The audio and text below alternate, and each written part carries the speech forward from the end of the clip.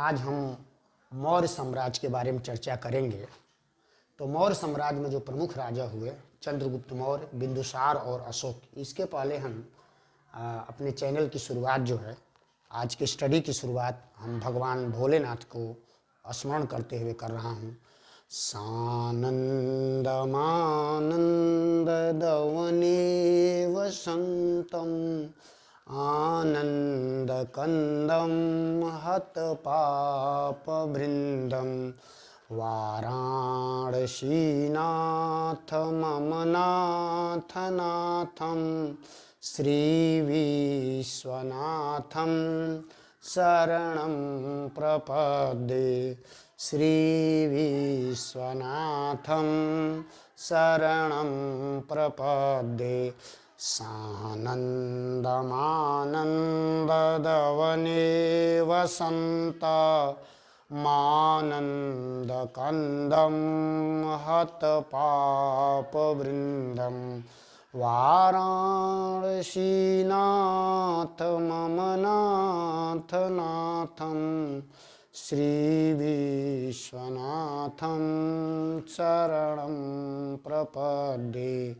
श्रीविश्वनाथं शरणं प्रपद्ये। ॐ त्र्यम्बकं यजामहे सुगन्धिं पुष्टिवर्धनम् उर्वारुकमिव बन्धनान् मृत्योर्मुक्षीयमामृतात्। ॐ त्र्यम्बकं यजामहे सुगन्धिं पुष्टिवर्धनम् उर्वारुकमिव बन्धनान् मृत्योर्मुक्षीयमामृताम्। सौराष्ट्रे सोमनाथे च श्रीशैलमल्लिकार्जुन उज्जयिन्यां महाकाल ओंकारममलेश्वरम् परल्यां वैद्यनाथ च डाक्न्यां भीमशंकर सेतुबन्धे तु रामेशं नागेशं दारुकावने वाराणस्य विश्वेशं त्र्यम्बकं गौतमीतटे हिमालये तु केदारनाथं ग्रीष्मेशं शिवालये। एतानि ज्योतिर्लिङ्गं सायं प्रातः पठेन्नर सप्तजन्मस्य कृतः पाप स्मरणेन विनश्यति। इन 12 ज्योतिर्लिंगों की महिमा बहुत ही ज़्यादा है, बहुत उत्तम महिमा है 12 ज्योतिर्लिंग की, कि इनका अगर केवल सायं, और इसमें लिखा है एतानि ज्योतिर्लिंगम सायं प्रातः पठेन्नर, अगर सायंकाल और प्रातः काल अगर केवल इनका पाठ किया जाए, इनका स्मरण किया जाए, तो सप्त जन्मस्य कृतः पाप, 7 जन्मों के पाप एक दिन के स्मरण से समाप्त हो जाएंगे। तो इन 12 ज्योतिर्लिंगों की बहुत ही महिमा है। एतानि ज्योतिर्लिंगम सायं प्रातः पठेन्नर सप्त जन्मस्य कृतः पाप स्मरणेन विनश्यति। देवादिदेव भोलेनाथ को मेरा प्रणाम। सबके जीवन में मंगल हो, पूरे भारत के लोगों के जीवन में मंगलमय हो, पूरे देश में सुख समृद्धि रहे, सभी लोगों को उत्तम सुख और आरोग्य प्रदान हो। जय भोलेनाथ। आज हम मौर्य वंश की चर्चा कर रहे हैं। तो मौर्य वंश का प्रथम शासक थे चंद्रगुप्त मौर्य। चंद्रगुप्त मौर्य ने, वो कहा जाता है कि अंतिम नंद वंश के जो शासक थे घनानंद, उनको पराजित किया था अपने गुरु चाणक्य की सहायता से। और 323 बीसी में, 323 बीसी से लेकर के 298 बीसी तक उन्होंने शासन किया। कहा जाता है कि मेगस्थनीज, यूनानी राजदूत मेगस्थनीज चंद्रगुप्त मौर्य के बारे में, चंद्रगुप्त मौर्य के दरबार में था। उसने चंद्रगुप्त मौर्य के बारे में बहुत कुछ लिखा। चंद्रगुप्त मौर्य की सीमा जो थी वो ब्रिटिश कालीन भारत से भी ज़्यादा थी। वो उसकी सीमा, चंद्रगुप्त की सीमा ईरान तक मिलती थी। और कहा जाता है कि एक जस्टिन लेखक ने कहा है कि चंद्रगुप्त मौर्य ने 6 लाख सेना लेकर संपूर्ण भारत को रौंद दिया था। तो एक बृहद साम्राज्य की चंद्रगुप्त मौर्य ने स्थापना किया। और अंतिम दिन एक जैन साधु भद्रबाहु के प्रभाव में आ गया और दक्षिण भारत स्वर्ण बेल गोला गया, और जहाँ पर उसने सचलेखा पद्धति से अपने प्राणों को त्याग दिया। तो ये रहा चंद्रगुप्त मौर्य का शासनकाल। चंद्रगुप्त मौर्य ने जो है एक क्या नाम है कि बृहद क्या नाम है कि भारत की स्थापना किया था और पूरे भारत को सर्वप्रथम एक राजनीतिक इकाई के रूप में बांधने का कार्य किया था।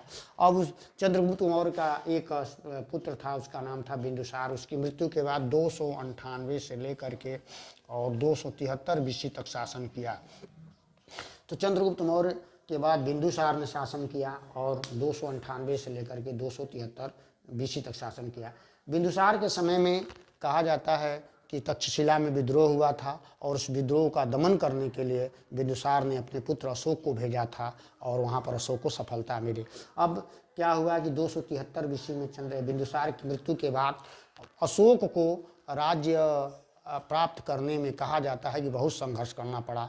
अपने बहुत विभिन्न माताओं से प्राप्त 99 भाइयों की हत्या करके अशोक गद्दी पर बैठा और अशोक के शासनकाल में एक प्रसिद्ध युद्ध हुआ था, जिस युद्ध का नाम था कलिंग युद्ध, 261 बीसी में हुआ था। और इस युद्ध में व्यापक पैमाने पर बड़ा नरसंहार हुआ था और बहुत सारी औरतें विधवा हो गई, बहुत सारे बच्चे अनाथ हो गए और इतना भयानक मारकाट हुआ कि अशोक ने कहा कि अब हम साम्राज्य विस्तार के लिए युद्ध नहीं करेंगे और उसने बौद्ध धर्म स्वीकार कर लिया। उपगुप्त के प्रभाव में आकर के, एक जैन धर्मावलंबी था उपगुप्त, उसके प्रभाव में आकर के चंद्रगुप्त मौर्य क्या नाम है कि चंद्रगुप्त मौर्य का पोता अशोक, चंद्रगुप्त मौर्य उसके बाबा थे, अशोक के बाबा थे चंद्रगुप्त मौर्य और अशोक, हाँ, तो अशोक के बाबा चंद्रगुप्त मौर्य थे। तो अशोक ने 261 बीसी में बौद्ध धर्म को ग्रहण कर लिया।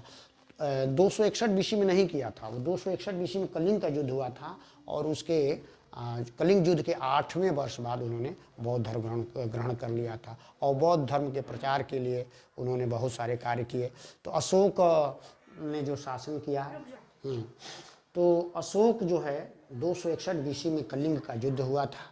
कलिंग के युद्ध के बाद अशोक ने बौद्ध धर्म ग्रहण कर लिया और उसके बाद उसने ये प्रतिज्ञा किया कि अब आगे हम युद्ध नहीं करेंगे साम्राज्य विस्तार के लिए, और बौद्ध धर्म अपनाया। अशोक की अहिंसा की नीति के कारण अन्य जो शासक हुए, अशोक के उत्तराधिकारी हुए, उन्होंने इस नीति को बनाए रखा, जिसके कारण जो मौर्य साम्राज्य था सैनिक दृष्टि से बहुत ही कमज़ोर साबित हुआ। और 185 ईसा पूर्व में उसी के सेनापति पुष्यमित्र शुंग ने क्या किया कि मौर्य वंश के अंतिम शासक बृहद्रथ की हत्या करके शुंग वंश की स्थापना किया और इस तरह से मौर्य साम्राज्य का अंत हुआ।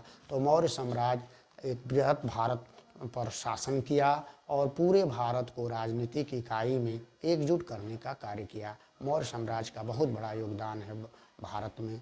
जय हिंद, जय भारत। वीडियो को देखने के लिए बहुत बहुत धन्यवाद।